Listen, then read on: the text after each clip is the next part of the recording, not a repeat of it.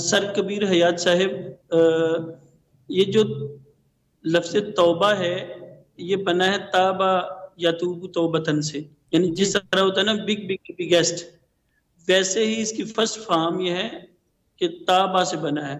بالکل صحیح، تابا کہتے ہیں عربی کے اندر رکنے کو، رک جانا، ٹھہر جانا، لوٹ آنا، یعنی توبہ کا معنی مفہوم یہ نکلا کہ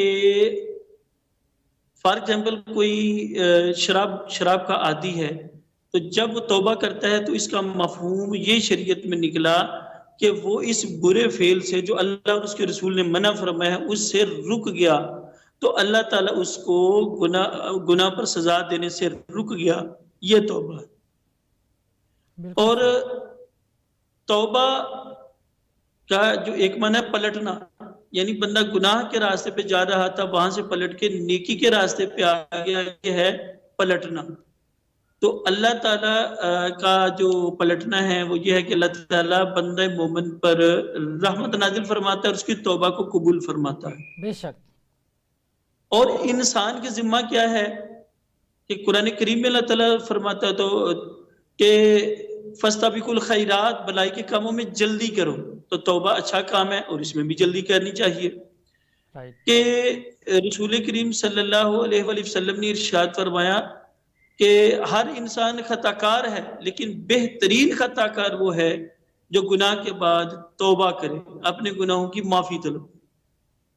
تو اپنے گناہوں سے معافی مانگنا یہ عین رسول کریم صلی اللہ علیہ وسلم اور اللہ تعالیٰ کے فرمان کے عین مطابق ہے۔ بے شک، توبہ کیا ہے کہ جو ہم نے گناہ کیے ہیں ان سے آئندہ نہ کرنے کا عزم۔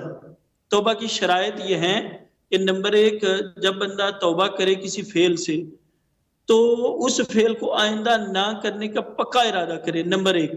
بالکل فار صحیح، ایگزامپل اگر شراب پیتا تھا تو آئندہ اس سے رک جائے، یہ ہے پکی توبہ اور توبہ کی شرط نمبر 1۔ توبہ کی دوسری شرط یہ ہے کہ جو گناہ چھوڑا ہے پھر اس کی طرف پلٹ کر واپس اس گناہ میں ملوث نہ ہو جانا، دوسری شرط۔ تیسری شرط یہ ہے کہ توبہ پکی ہو، ارادہ پکا ہو۔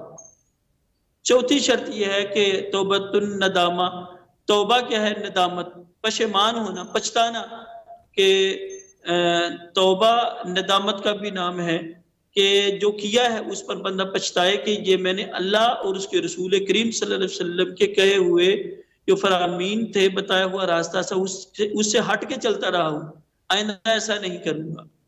تو نادم ہونا، پچھتانا، رونا، گڑ گڑانا، یہ چوتھی شرط ہے۔ اور پانچویں شرط کیا ہے کہ اگر اس گناہ کا تعلق حقوق العباد سے ہے، جو بڑی قابل توجہ بات ہے، تو وہ حقوق العباد کو پورا کرنا۔ فار ایگزامپل اگر کسی نے کسی کا 10,000 روپیہ دینا ہے یا 10 لاکھ دینا ہے، یہ حقوق العباد والا معاملہ آ بے گیا۔ شک، یا کسی کی زمین دبائی ہے 2 مرلے 4 مرلے، یہ حقوق العباد والا معاملہ آ گیا۔ ہمارے ہاں کیا کیا جاتا ہے؟ 2 مرلے زمین کسی کی دبا کے 10 مرلے یا 10 لاکھ 10,000 روپے دبا کے نا، تو ہم دعا کر رہے ہوتے ہیں یا اللہ میری بخشش فرما، یا اللہ میری، یہ توبہ نہیں۔ توبہ کیا ہے کہ جو معاملات حقوق العباد والے ہیں وہ پورے کیے جائیں، اور جو پھر تخیر اس میں ہوئی اس کی توبہ ہے۔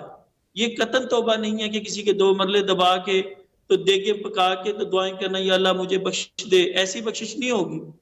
میں نے، آپ نے، ہمارے سامعین نے یہ حدیث مبارکہ مسند احمد بن حنبل کی سنی ہوگی کہ شہید کو اللہ تعالیٰ 6 مقام عطا فرماتا ہے۔ جی بالکل، وہ ڈیٹیل ہو جائے گی یہ بات، لیکن میں مختصر کرتا ہوں کہ شہید کا خون کا قطرہ زمین پر گرنے سے پہلے اللہ تعالیٰ اس کی بخشش فرما دیتا ہے، بے شک، 72 حوروں سے اس کا نکاح کر دیتا ہے، اور جنت میں وہ اپنا گھر دیکھ لیتا ہے، اور اس کا 72 حوروں سے نکاح کر دیا جاتا ہے، اور اس کو اللہ کا دیدار ہوتا ہے۔ 6 یہ فضیلتیں ملتی۔ بہت پیاری آپ نے لیکن بات کی۔ یقیناً ایک جنتی کے لیے جو یہ سب جو سے قرض بڑی ہے، اللہ تعالیٰ کی ایک قرض شہید عطا کو ہے معاف وہ نہیں اللہ ہوگا۔ تعالیٰ کا دیدار ہے۔